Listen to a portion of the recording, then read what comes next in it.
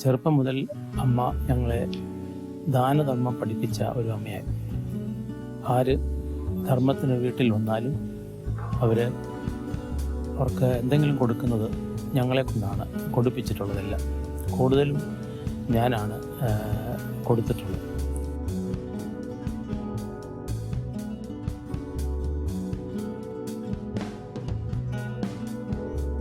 മൈലപ്രായിൽ വന്ന് താമസമാക്കിയത് 1974 ഡിസംബർ മാസം 8-ാം തീയതിയാണ് മൈലപ്രായിൽ വന്ന് താമസമായത്. വന്നിയ പിതാവിനോടൊപ്പം.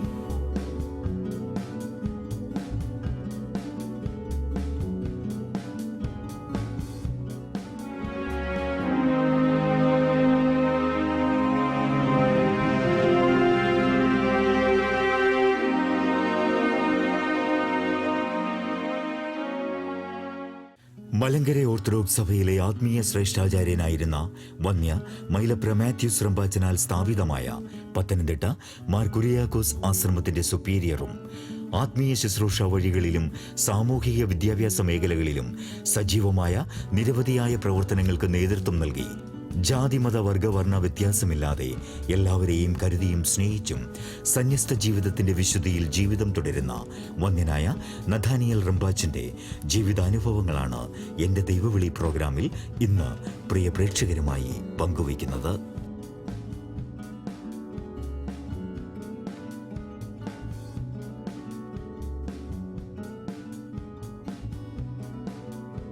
സന്യാസ ജീവിതം തിരഞ്ഞെടുക്കാനുള്ളതായൊരു കാര്യത്തെപ്പറ്റി പറയുകയാണെങ്കിൽ ഇപ്പോൾ ഞാൻ ചെറുപ്പം മുതൽ അമ്മച്ചി എന്നെ വളർത്തിക്കൊണ്ട് വന്നത് ആ ഒരു ആധ്യാത്മിക അന്തരീക്ഷമായതുകൊണ്ട്, ജീവിത രീതിയിലായതുകൊണ്ട് എനിക്ക് ചെറുപ്പം തൊട്ട് തന്നെ ആ ദൈവികമായ വഴിയിലേക്ക് വരുന്നതിന് വലിയ പ്രയാസമൊന്നുമില്ലായിരുന്നു.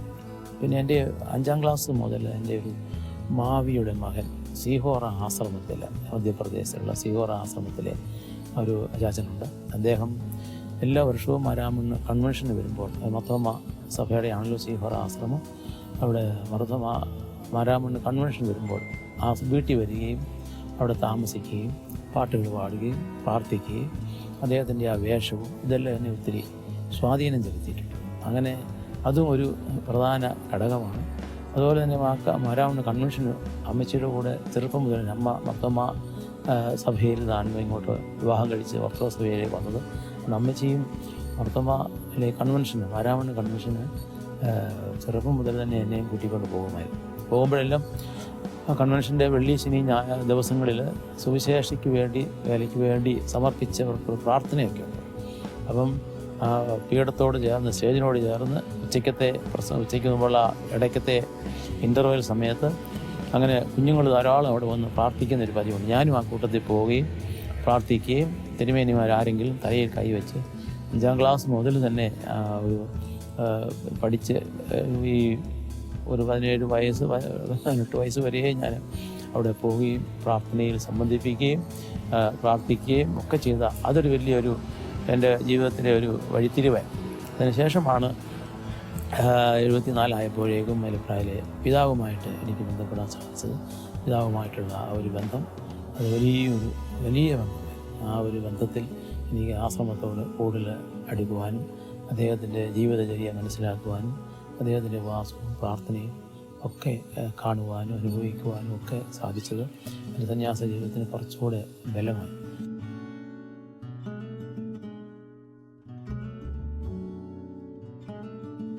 നിരവധിയായ വിദ്യാഭ്യാസ സ്ഥാപനങ്ങളുടെ സ്ഥാപകനും നിരവധി ജീവകാരുണ്യ സാമൂഹിക പ്രവർത്തനങ്ങൾക്ക് ദിശാബോധം നൽകുകയും നിരവധിയായ ആത്മീയ ശുശ്രൂഷ മണ്ഡലങ്ങളിലെ പ്രവർത്തന മികവിനാൽ വിശ്വാസി സമൂഹത്തിന്റെ ഹൃദയങ്ങളിൽ ഇടം നേടുകയും ചെയ്ത വന്യ നഥാനിയൽ റമ്പാച്ചൻ പത്തനംതിട്ട നന്നൂർക്കാട് ശങ്കൂർ വീട്ടിൽ കോശി ജോർജ്, തങ്കമ്മ ജോർജ് ദമ്പതികളുടെ മകനായി 1953 ഏപ്രിൽ 23 ജനിച്ചു.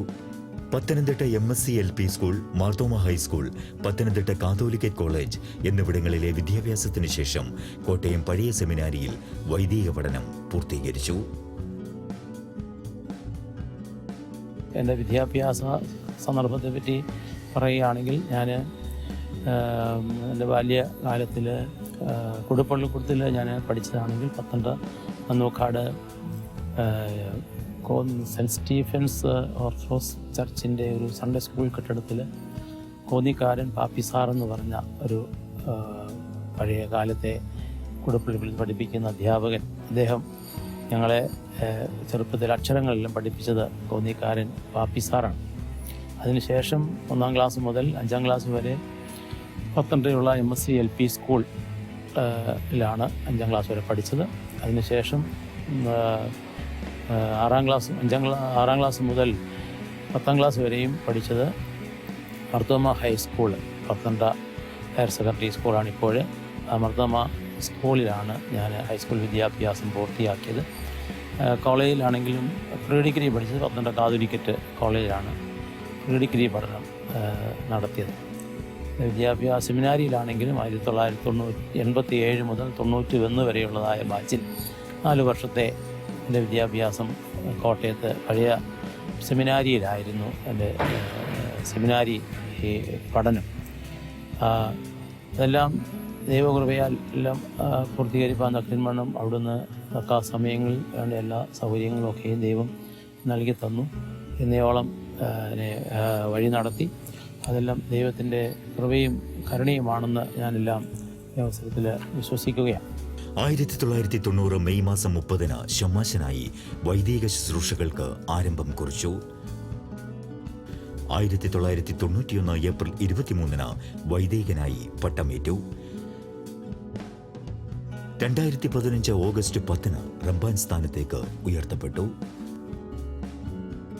1991 സെപ്റ്റംബർ 4-ന് വന്യ മാത്യൂസ് റമ്പാച്ചൻ നിത്യതയിൽ പ്രവേശിച്ച നാൾ വരെ മാത്യൂസ് റമ്പാച്ചന്റെ ആത്മീയ മകനും വാത്സല്യ ശിഷ്യനുമായി ജീവിതം തുടർന്നു.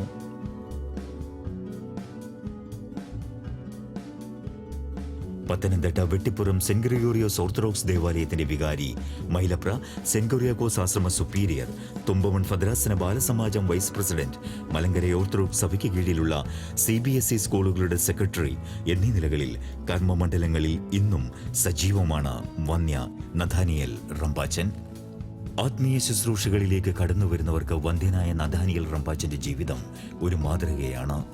എൻ്റെ ജീവിതത്തിൽ ഈ കൊടുക്കുവാൻ കിട്ടുന്ന പണമൊക്കെയും എനിക്ക് ലഭിക്കുന്നതും ശമ്പളം കിട്ടിയാലും അതെല്ലാം ഇവിടുത്തെ ചിലവും ബാക്കിയുള്ള എല്ലാ തുകകളും അന്നു തന്നെ ആർക്കെങ്കിലുമൊക്കെ കൊടുക്കുന്നൊരു ശീലമായിരുന്നു എനിക്ക് ഉണ്ടായിരുന്നത്. അത് ഇന്നും തുടർന്നുകൊണ്ട് തന്നെയാണ് ഇരിക്കുന്നത്. ഇതെല്ലാം മാത്യൂസ് റമ്പാച്ചനിൽ കിട്ടിയ ആ ഒരു കണ്ടതും കേട്ടതുമായ കാര്യങ്ങൾ അദ്ദേഹത്തിൻ്റെ ജീവിതത്തിലും അദ്ദേഹത്തിന് ലഭിച്ചിട്ടുള്ളതൊന്നും തന്നെ അദ്ദേഹം സ്വന്തമായി കരുതാതെ കിട്ടുന്നതെല്ലാം വാരി വിതറി അനേകർക്ക് വീതം വെച്ച് കൊടുത്ത ഒരാളാണ്. അദ്ദേഹത്തിൻ്റെ അടുത്ത് വരുന്നവർക്ക് ഭക്ഷണം കഴിക്കാതെ ആരും തന്നെ അദ്ദേഹത്തിൻ്റെ അടുത്ത് നിന്ന് പോയിട്ടില്ല. അങ്ങനെ ഒരു ജീവിതചര്യ 10-18 വർഷക്കാലം അദ്ദേഹത്തിനോടൊപ്പം നിൽക്കുകയും പ്രാർത്ഥനയിൽ സംബന്ധിക്കുകയും പോയ സ്ഥലങ്ങളിലൊക്കെ പോവുകയും ഒക്കെ ചെയ്യുവാനുള്ളതായ അവസരം എനിക്ക് കിട്ടി. എൻ്റെ വൈദിക പ്രവൃത്തിയെ പറ്റി പറയുകയാണെങ്കിൽ 1990 മെയ് മാസം 30-ാം തീയതിയാണ് ഞാൻ ഷമ്മാശനാകുന്നത്. 1991 ഏപ്രിൽ 23-ന് വൈദികനായിട്ട് എന്നെ ഉയർത്തി. 2015 ഓഗസ്റ്റ് മാസം 10-ാം തീയതി എന്നെ റബ്ബാൻ സ്ഥാനത്തേക്ക് ഉയർത്തി. എൻ്റെ ശുശ്രൂഷ മേഖലകൾ 1991 മുതൽ ഏപ്രിൽ മുതൽ 94 വരെ തൊട്ടടുത്തുള്ളതായ മലപ്ര പാലമൂട് മാർ കുര്യാക്കോസ് പള്ളിയിൽ ആയിരുന്നു 94 വരെ. 94 മുതൽ 2008 വരെയുള്ളതായ ഒരു കാലഘട്ടം എന്ന് പറയുന്നത് ചെങ്ങന്നൂർ വെൺമണിക്കടുത്തുള്ളതായ കൊഴുവല്ലൂർ എന്ന സ്ഥലത്ത് സഭയുടെ ഒരു കേന്ദ്രമുണ്ട്. അവിടെ കാതോലിക്കറ്റ് സെൻറ്റർ അവിടെയായിരുന്നു 94 മുതൽ എനിക്ക് 2008 വരെയുള്ളതായ കാലഘട്ടം. അവിടുത്തെ ശുശ്രൂഷ പള്ളിയിലെ ചുമതല കഴിഞ്ഞിട്ട് 2008 മുതൽ 2012 വരെ തേക്കുതോട് സെൻറ്റ് ജോർജ് ദേവാലയത്തിൽ ആയിരുന്നു. 2012 മുതൽ 2015 വരെ ഉള്ള കല്ലേലി സെൻറ്റ് കുര്യാക്കോസ് ഓർത്തഡോക്സ് പള്ളിയിലായിരുന്നു എൻ്റെ ശുശ്രൂഷ. 2015 മുതൽ 2018 വരെയുള്ള കാലങ്ങളിൽ കിഴക്കൂറം സെൻറ്റ് ജോർജ് ദേവാലയത്തിലായിരുന്നു. 2018 മുതൽ ഇപ്പോൾ 2020 ഈ സമയങ്ങളെല്ലാം പത്തനംതിട്ടയ്ക്കടുത്തുള്ളതായ പത്തനംതിട്ട സെൻറ്റ് ഗ്രിഗോറിയോസ് ദേവാലയത്തിലാണ് ഇപ്പോൾ ശുശ്രൂഷ നിർവഹിച്ചുകൊണ്ടിരിക്കുന്നത്. എൻ്റെ ചുമതലകളൊക്കെ ആണെങ്കിൽ ഞാൻ ഈ ആശ്രമത്തിൽ അന്ന് തൊട്ട് തന്നെ ഇവിടുത്തെ എല്ലാ കാര്യങ്ങൾക്കകത്ത് പ്രവർത്തിക്കുകയും ഇവിടുത്തെ സെക്രട്ടറി ആയാലും ജോയിൻറ്റ് സെക്രട്ടറി ആയിരുന്നാലും ചുമതല സ്പീക്കർ ഈ സ്ഥാനത്തൊക്കെ ഈ ആശ്രമത്തിൻ്റെ ചുമതലയിൽ ഈ കഴിഞ്ഞ നാളുകളിൽ കഴിഞ്ഞു. അതുപോലെ തന്നെ 96 മുതൽ 912 ഏകദേശം 912 വരെയുള്ള കാലഘട്ടങ്ങളിൽ അട്ടച്ചാക്കലൊരു higher secondary school vocational higher secondary നമുക്കുണ്ട്. അതിൻ്റെ ഒരു മാനേജരായിട്ട് ചുമതല വഹിക്കാനുള്ളതായ അവസരവും എനിക്ക് ലഭിച്ചു. 1994 മുതൽ 2020 വരെയും കൊടുവല്ലൂർ ജോർജ് പബ്ലിക് സ്കൂള് അത് സ്ഥാപിച്ചത് ഞാനാണ്. ഇപ്പോഴും അതിൻ്റെ ചുമതലക്കാരനായിട്ട് പോവുകയും വരികയും ചെയ്യുന്ന 2020 2004 മുതലുള്ളതായ കാലഘട്ടങ്ങളിൽ അവിടെ ഇപ്പോഴും ചുമതല വഹിച്ചുകൊണ്ടിരിക്കുക. അതുകൊണ്ട് തന്നെ മലങ്കര ഓർത്തഡോക്സ് സഭയിൽ CBSE സ്കൂളിൻ്റെ ഒരു വിങ് ഉണ്ട്. അതിൻ്റെ സെക്രട്ടറി ആയിട്ട് ഞാൻ ഇപ്പോൾ ചുമതല വഹിക്കുന്നു. CBSE സ്കൂള് സഭയ്ക്ക് 6-8 സ്കൂളുകളുണ്ട്. സ്കൂളുകളിൽ അതിൻ്റെ എല്ലാം ബാലാരിഷ്ടതകളിൽ നിന്നും അതിനെയൊക്കെ വളർത്തി ഉയർത്തിയെടുക്കാൻ അതിൻ്റെ ഒത്തിരി ശ്രമങ്ങളുണ്ട്. കേരളത്തിൻ്റെ പല ഭാഗത്തായിട്ട് 6-8 സ്കൂളുകളുണ്ട്. അതിൻ്റെയൊക്കെ ചുമതല ഇപ്പോൾ അതിൻ്റെ സെക്രട്ടറി ആയിട്ട് സേവനം ചെയ്യുന്നു. അതുപോലെ തന്നെ തുമ്പോൺ ഭദ്രാസനത്തിലെ മക്കാങ്കുന്ന് ഡിസ്ട്രിക്റ്റിലെ യുവജന പ്രസ്ഥാനത്തിൻ്റെ പ്രസിഡൻ്റായിട്ട് 91-94 കാലഘട്ടങ്ങളിൽ സേവനം അനുഷ്ഠിച്ചു. 1974 ഡിസംബർ 8 മലങ്കര സഭയിലെ വന്യനായ സന്യാസ്ത ശ്രേഷ്ഠനായിരുന്ന മൈലപ്ര മാത്യൂസ് റമ്പാച്ചനോടൊപ്പം ജീവിതം ആരംഭിച്ചു. തൻ്റെ ആത്മീയ പിതാവും ഗുരുവുമായിരുന്ന വന്യ മൈലപ്ര മാത്യൂസ് റമ്പാച്ചനാൽ പകർന്നു കിട്ടിയ ആത്മീയ ബാലപാഠങ്ങൾ ഇന്നും ജീവിതത്തിൽ പകർത്തിവെച്ചുകൊണ്ട് യാത്ര തുടരുകയാണ് വന്യ നഥാനിയൽ റമ്പാച്ചൻ. മാത്യൂസ് റമ്പാച്ചൻ്റെ ജന്മസ്ഥലം ഈ മൈലപ്ര തന്നെയാണ്. വേലശ്ശേരി കുടുംബത്തിലെ ഈശോ കത്തനാരുടെയും അച്ചാമ്മയുടെയും മകനായിട്ട് 1904 സെപ്റ്റംബർ മാസം 30 ഇവിടെ അദ്ദേഹം ജനിച്ചു. ചെറുപ്പം മുതൽ ദൈവഭക്തിയിൽ വളരുവാനുള്ള എല്ലാ സാഹചര്യങ്ങളും ഉണ്ടായി. പക്ഷേ അദ്ദേഹത്തിൻ്റെ മാതാവ് ഇദ്ദേഹത്തിൻ്റെ 1/2 വയസ്സിന് 6 മാസം മാത്രമേ കുഞ്ഞിനെ അമ്മയ്ക്ക് കാണുവാൻ ശരിയായിട്ട് സാധിച്ചതെന്ന് ചോദിച്ചാൽ സാധിച്ചില്ല. കാരണം പ്രസവത്തോടു കൂടി തന്നെ അബോധാവസ്ഥയിലായി. അങ്ങനെ മാത്യൂസ് റമ്പാച്ചൻ്റെ 1/2 വയസ്സിൽ തന്നെ അമ്മ കടന്നുപോയി. എന്നാൽ ഈ കുഞ്ഞിനെ വളർത്തിയത് മൂത്ത പെങ്ങൾ അന്നമ്മയെന്ന് പറയുന്ന വഹയാറ്റ് കുളത്തിങ്കൽ വിവാഹം കഴിച്ച അന്നമ്മയായിരുന്നു ഈ മാത്യൂസ് റമ്പാച്ചനെ ബാല്യം മുതൽ വളർത്തിയത്. കുഞ്ഞുങ്ങളുടെ ബാലാരിഷ്ടതകൾ അസുഖങ്ങളൊക്കെ ഉണ്ടാകുമ്പോൾ കയ്യിലെടുത്ത് പാട്ടുകൾ പാടി തോളിൽ ഇങ്ങനെയിട്ട്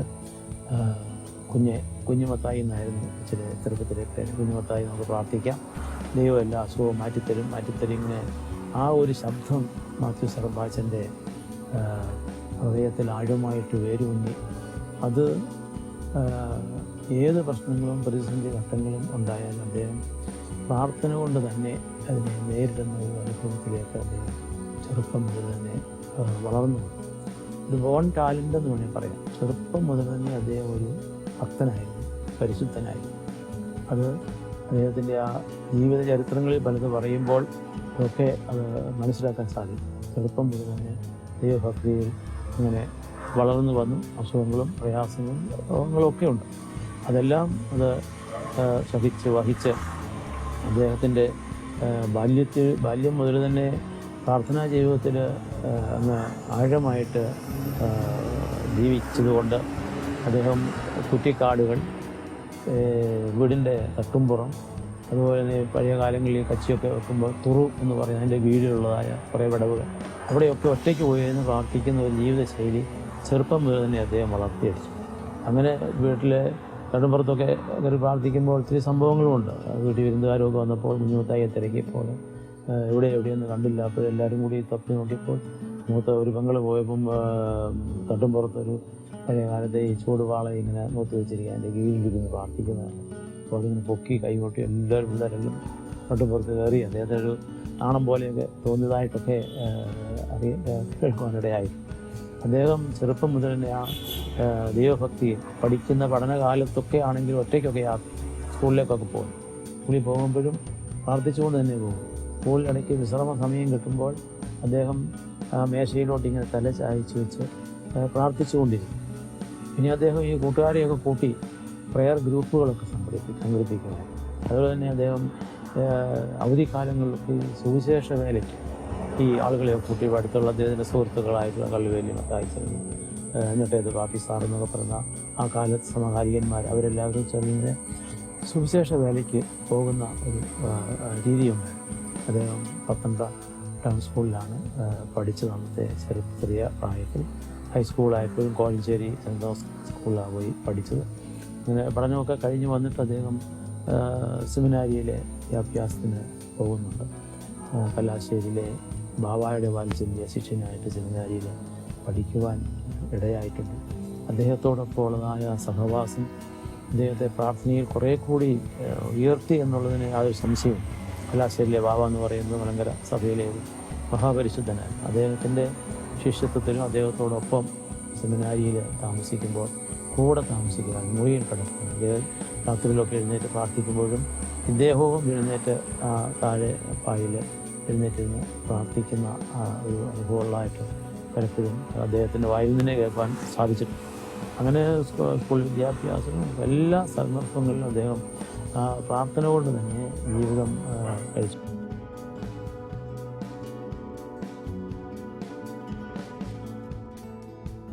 അനവധി വിദേശ രാജ്യങ്ങളിൽ ഉൾപ്പെടെ വന്യ മാത്യൂസ് റമ്പാച്ചനോടൊപ്പം സഞ്ചരിച്ച് ആത്മീയ ശുശ്രൂഷകളിൽ പങ്കാളിയായി.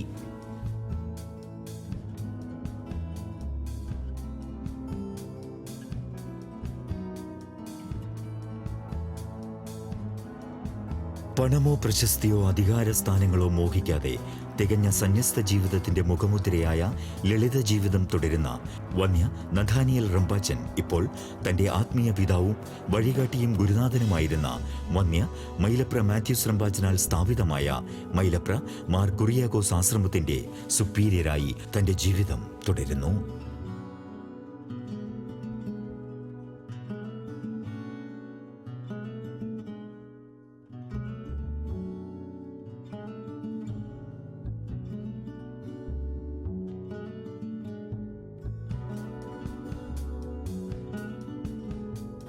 ചെറുപ്പം മുതൽ അമ്മ ഞങ്ങളെ ദാനധർമ്മം പഠിപ്പിച്ച ഒരു അമ്മയായിരുന്നു. ആര് ധർമ്മത്തിന് വീട്ടിൽ വന്നാലും അവർക്ക് എന്തെങ്കിലും കൊടുക്കുന്നത് ഞങ്ങളെ കൊണ്ടാണ് കൊടുപ്പിച്ചിട്ടുള്ളതെല്ലാം. കൂടുതലും ഞാനാണ് കൊടുത്തിട്ടുള്ളത്. അങ്ങനെ ഒരു നല്ലൊരു ചെറുപ്പം മുതൽ തന്നെ അങ്ങനെ വളർത്തി വന്നതുകൊണ്ട് ഇന്നും അത് തുടരുന്നുണ്ട് എന്നുള്ള കാര്യവും അറിയിക്കുകയാണ്. ഞാൻ ഈ മൈലപ്രായിൽ വന്ന് താമസമാക്കിയത് 1974 ഡിസംബർ മാസം 8-ാം തീയതിയാണ് മൈലപ്രായിൽ വന്ന് താമസമായത്. വന്യ പിതാവിനോടൊപ്പം ആയിത്തീരുവാൻ എന്നെ ഇടയാക്കിയത് ഞങ്ങളുടെ പത്തനംതിട്ട തന്നെ ഉണ്ടായിരുന്ന എൻ്റെ ഒരു കൊച്ചമ്മയുണ്ട്, മേരിക്കുട്ടി അമ്മാമ്മ പിതാവുമായിട്ട് നേരത്തെയൊക്കെ ഒരു അടുപ്പമൊക്കെ ഉണ്ടായിരുന്നു. അങ്ങനെ അമ്മാമ്മയുടെ പ്രേരണയാൽ അന്ന് ഞങ്ങളുടെ വീടിൻ്റെ അടുത്തൊക്കെ ഉണ്ടായിരുന്ന പൊട്ടുവാഹം നിൽക്കുന്നതിലെ ജോർച്ചായൻ എന്ന് പറയുന്ന ഒരു സുവിശേഷകനായിരുന്നു, നല്ലൊരു സുവിശേഷകൻ. ഇപ്പോഴത്തെ സാമ്പി ജോർജച്ചൻ്റെ പിതാവാണ്. വീടുകളിലൊക്കെ പ്രാർത്ഥനാ യോഗങ്ങളൊക്കെ സംഘടിപ്പിക്കുകയും ഞങ്ങളെയൊക്കെ അതിൽ സഹകരിപ്പിക്കുകയും ഒക്കെ ചെയ്തിരുന്ന പ്രിയപ്പെട്ട അപ്പച്ചനെയും കൂട്ടിയാണ് ഞാൻ പിതാവിൻ്റെ അടുത്തേക്ക് ഇവിടെ വരുന്നത്. അന്ന് മുതൽ വന്നു. പിതാവ് എന്നെ മാത്യൂസ് റമ്പാച്ചനെ കണ്ടു, ഇവിടെ താമസിച്ചോളാൻ പറഞ്ഞു. അങ്ങനെ 1974 ഡിസംബർ 8-ാം തീയതി മുതൽ തന്നെ ഇവിടെ താമസം ആരംഭിച്ചു. അദ്ദേഹത്തിൻ്റെ പ്രാർത്ഥനാ ജീവിതാനുഭവങ്ങളൊക്കെ ഒരുപാട് കാര്യങ്ങൾ അദ്ദേഹത്തെ പറ്റി പറയാനുള്ളത് പിന്നീട് കാര്യങ്ങളൊക്കെ ഓർപ്പിക്കാം. അദ്ദേഹത്തിൻ്റെ പ്രാർത്ഥനാ ജീവിതം എന്നെ ഒത്തിരി സ്വാധീനം ചെലുത്തിയിട്ടുണ്ട്. ഞാൻ വന്ന നാൾ മുതൽ അദ്ദേഹത്തോടൊപ്പം താമസിക്കുവാനും അദ്ദേഹത്തിൻ്റെ മുറിയിൽ തന്നെ ഞാൻ താമസിക്കുകയായിരുന്നു. 17 വർഷക്കാലം, 74 മുതൽ 17 വർഷം. അദ്ദേഹം മരിക്കുന്നത് 91 സെപ്റ്റംബർ മാസം 4-ാം തീയതിയാണ്. അന്ന് വരെയും ഞാൻ ഇവിടെയുള്ളപ്പോഴെല്ലാം വൈകിട്ട് അദ്ദേഹത്തിൻ്റെ കൂടെയാണ് മുറിയിൽ കഴിയുന്നത്. അദ്ദേഹത്തെ ശുശ്രൂഷിച്ചുകൊണ്ട് തന്നെയായിരുന്നു എൻ്റെ ജീവിതം മുഴുവനും. അത് ഒരു പിതൃപുത്ര സ്നേഹം ഇത്രമാത്രം എന്നെ സ്നേഹിക്കുകയും ഞാനും ആ രീതിയിൽ പിതാവിനെ കരുതുകയും ശുശ്രൂഷിക്കുകയും ചെയ്യുവാൻ എനിക്ക് നല്ല അവസരം കിട്ടി. അന്നേരമെല്ലാം അദ്ദേഹത്തിൻ്റെ ആ പ്രാർത്ഥനാ ജീവിതം കാണുവാനും കേൾക്കുവാനും മനസ്സിലാക്കുവാനും ഒക്കെയുള്ള ധാരാളം അവസരങ്ങൾ എനിക്ക് ലഭിച്ചിട്ടുണ്ട്. അദ്ദേഹത്തോടൊപ്പം യാത്ര ചെയ്യുന്നതിനും എവിടെ പോയാലും കൂടെ പോകുമായിരുന്നു. അത് വിദേശ പര്യടനമൊക്കെ നടത്തിയപ്പോൾ അമേരിക്കയിലൊക്കെ പോയ സന്ദർഭത്തിലും എന്നെയും കൂടി കൂട്ടിക്കൊണ്ടാണ് അദ്ദേഹം അമേരിക്കയിലേക്കൊക്കെ പോയതും. ഞാനും പിതാവിനോടൊപ്പം പോളച്ചൻ, അന്നത്തെ ഇപ്പോഴത്തെ പോളറമ്പാച്ചൻ, ഞങ്ങൾ 3 പേരും കൂടി ആണ് അമേരിക്കയ്ക്ക് പോയത്. 3-4 മാസക്കാലം അമേരിക്കയൊക്കെ സന്ദർശിക്കുകയും തിരിച്ച് ഇംഗ്ലണ്ട് വഴി ഇംഗ്ലണ്ടിലും അമേരിക്കയിലാണെങ്കിലും കാനഡയിലും പിന്നീട് കുവൈറ്റിലുമൊക്കെ ഇങ്ങനെ വിസിറ്റ് ചെയ്ത് 4 മാസം കഴിഞ്ഞപ്പോഴേക്കും നാട്ടിൽ തിരിച്ച് എത്തി. അങ്ങനെ ബാല്യകാലങ്ങൾ പിതാവിനോടൊപ്പമായിരുന്നു.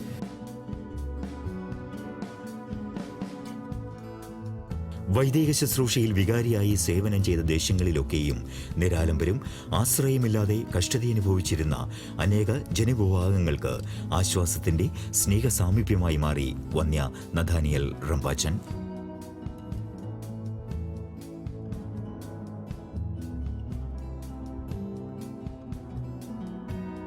എൻ്റെ ഇടവക ശുശ്രൂഷകളെ പറ്റി ചുരുക്കമായിട്ട് ഒന്ന് ഓർപ്പിച്ചാൽ, ഞാൻ ഇടവകയിൽ ശുശ്രൂഷയ്ക്ക് പോകുമ്പോൾ ഒരു തിരുമേനിമാരൊരു കൽപ്പന തന്നാണ് നമ്മൾ ഈ പള്ളിയിലേക്ക് വിടുന്നത്. അതിനകത്തൊരു വാക്ക് ശ്രദ്ധേയമാണ്. ദേശത്ത് പട്ടക്കാരൻ എന്നൊരു വാക്ക് എനിക്ക് തന്നു. ദേശത്ത് പട്ടക്കാരൻ ഉദ്ദേശിക്കുന്നത് ആ പള്ളിയിലെ സഭയിലുള്ള വൈദികരും തൊട്ടടുത്തുള്ളതായ വൈദികർ എന്നുള്ള ഒരു അർത്ഥമുണ്ടെങ്കിലും എനിക്കതിനകത്തെ താല്പര്യം തോന്നാൻ കാരണം ദേശത്ത് പട്ടക്കാരൻ എന്ന് പറയുമ്പോൾ ആ പ്രദേശത്തുള്ള നമ്മുടെ ദേശത്തുള്ളതായ എല്ലാവരുടെയും പട്ടക്കാരൻ എന്നുള്ള രീതിയിൽ ഞാനൊരു പള്ളിയിൽ ശുശ്രൂഷയ്ക്ക് പോവുകയാണെങ്കിൽ ആ പള്ളിയിലെ അതിൻ്റെ ആ ചുറ്റുപാടുമുള്ള എല്ലാ വീടുകളിലും, അത് ജാതി മത ഭേദമന്യേ എല്ലാ മതങ്ങളിലും, അതുപോലെ തന്നെ സഭാ വിഭാഗങ്ങളിൽ, ക്രൈസ്തവ സഭാ വിഭാഗത്തിലുള്ള എല്ലാ സഭാ വിഭാഗങ്ങളും ഒക്കെ കൂടിക്കലർന്നാണല്ലോ നമ്മുടെ നാടുകളിലൊക്കെ ആളുകൾ ഒന്നിച്ച് താമസിക്കുന്നത്. ഇവരുമായിട്ടൊക്കെയുള്ള ഒരു സ്നേഹബന്ധം ഞാനിങ്ങനെ വിസിറ്റിംഗ് ചെയ്യുമ്പോൾ അവിടെയൊക്കെ ക്ഷേമം അന്വേഷിക്കുകയും അവിടെയൊക്കെ വീട്ടിൽ കയറുകയും പ്രാർത്ഥിക്കുകയും ഒക്കെ ചെയ്യുന്ന ഒരു പതിവ് എനിക്ക് പള്ളിയുടെ ശുശ്രൂഷ, അത് കൊഴുവല്ലൂരായിരുന്നപ്പോഴും ഇവിടെ തുമ്പോൺ ഭദ്രാസനത്തിലെ ഈ മറ്റ് പറഞ്ഞ ആ പള്ളികളിലൊക്കെ ശുശ്രൂഷ ചെയ്യുമ്പോഴും അവിടെ എല്ലാ ഇടങ്ങളിലും ചുറ്റി കറങ്ങി എല്ലാവരുമായിട്ടുള്ള സ്നേഹബന്ധം പുലർത്തുക. അത് ഹൈന്ദവരായിരുന്നാലും മുസ്ലിങ്ങളായിരുന്നാലും എല്ലാ വിഭാഗവുമായിട്ട് ഒരു സംഭവം ഓർപ്പിക്കുകയാണെങ്കിൽ, എനിക്ക് മുസ്ലിങ്ങളുടെ ഇടയിൽ തേക്കുതോടി എന്നപ്പോൾ അവിടെ ധാരാളം മുസ്ലിങ്ങളുണ്ട്. അവരെല്ലാം വളരെ സാധുക്കളായിട്ടുള്ള മീൻ കച്ചവടമൊക്കെ ചെയ്ത് ജീവിക്കുന്ന കുറേ ആളുകൾ. അവരൊക്കെ എന്നെ കൂടെ കാണുകയും അവരോടൊക്കെ ഞാൻ സ്നേഹത്തോട് പെരുമാറുകയും അവരുടെ ഉസ്താദിനെ പോയി കാണുകയും ആ പള്ളിയിലൊക്കെ അവിടെയൊക്കെ സന്ദർശിക്കാൻ, ഉസ്താദാണെങ്കിലും വളരെ ക്ഷീണാവസ്ഥയിലൊക്കെ ഉള്ളൊരു ആളായിട്ടാണ് അന്നത്തെ ആ സമയത്ത് ഞാൻ ചെന്ന സമയത്ത് തേക്കുതോടുള്ള ഒരു നസീർ എന്ന് പറഞ്ഞൊരു ഉസ്താദാണ്. അദ്ദേഹം തഴവയിൽ ഇപ്പോഴുണ്ട്. ഞാൻ അദ്ദേഹത്തിൻ്റെ വീട്ടിൽ പോവുകയും അവിടുത്തെ ആ കുഞ്ഞുങ്ങളും സാധുക്കളായി വളരെ ബുദ്ധിമുട്ടി ജീവിക്കുന്നവരായതുകൊണ്ട് ഞാൻ പത്തനംതിട്ട വന്നിട്ട് തിരിച്ചു പോകുന്ന സന്ദർഭത്തിലൊക്കെ പലചരക്കും അരിയും ഒക്കെ ഞാൻ എൻ്റെ വണ്ടിയിൽ വാങ്ങിച്ചുകൊണ്ട് പോയി അനേക പ്രാവശ്യം അദ്ദേഹത്തിനെ കൊണ്ട് കൊടുക്കുന്ന ശീലമുണ്ട്. അതുകൊണ്ട് എന്നോട് വലിയ സ്നേഹമാണ് അദ്ദേഹത്തിന്. ഇപ്പോഴും അദ്ദേഹം ഫോണിൽ എന്നെ ബന്ധപ്പെടുകയും എന്നെ സംസാരിക്കുകയോ ഒക്കെ ചെയ്യും. പള്ളിയാണെങ്കിലും ചോർന്നൊലിച്ച ഒരു പള്ളിയായിരുന്നു. അവിടുത്തെ ചെറുപ്പക്കാരൊക്കെ എൻ്റെ അടുത്ത് വന്ന് എന്നോട് ചോദിച്ചു,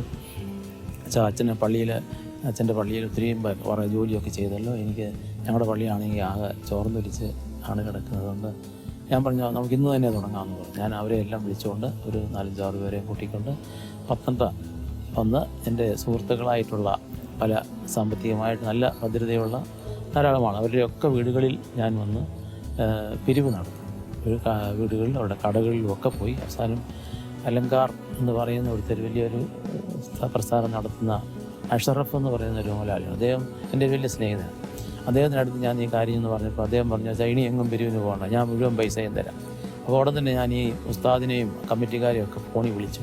അവർ 1/2 മണിക്കൂർ കൊണ്ട് ജീപ്പിൽ അവർ അവിടെ വരികയും അദ്ദേഹത്തിൻ്റെ ഓഫീസിനകത്തൊരു ഒരു ചെറിയ കമ്മിറ്റി മീറ്റിംഗ് കൂടി ഈ കാര്യങ്ങളെല്ലാം അവരെ ഒന്നിച്ച് ധരിപ്പിക്കുകയും പിറ്റേ ദിവസം തൊട്ട് തന്നെ ഈ അഷ്റഫ് മുതലാളി മുസ്ലിം പള്ളി പണിയാനുള്ളതായ ആ പള്ളി പണിയുന്നതിന് മുഴുവൻ സാധനങ്ങൾ ഇങ്ങനെ കൊടുത്തുകൊണ്ടേയിരുന്നു. അതിന് ആചാര്യന്മാർ, അതിന് മേശ്രിമാർ, മിക്കാടുമാർ എല്ലാ കാര്യങ്ങളും ശ്രമിക്കുകയും ഞാനും തൊട്ടടുത്ത് എൻ്റെ പള്ളി ആയതുകൊണ്ട് ഞാനും പോകുന്ന വഴിയിൽ അവിടെയൊക്കെ കൂടെ കയറിയും പണി സന്ദർശിച്ചുകൊണ്ടേയിരുന്നു. അതിന് 5-6 മാസം കൊണ്ട് പള്ളി പണി പൂർത്തിയാക്കി അതിൻ്റെ ഉദ്ഘാടനത്തിന് അവരെന്നെയും ക്ഷണിച്ചു.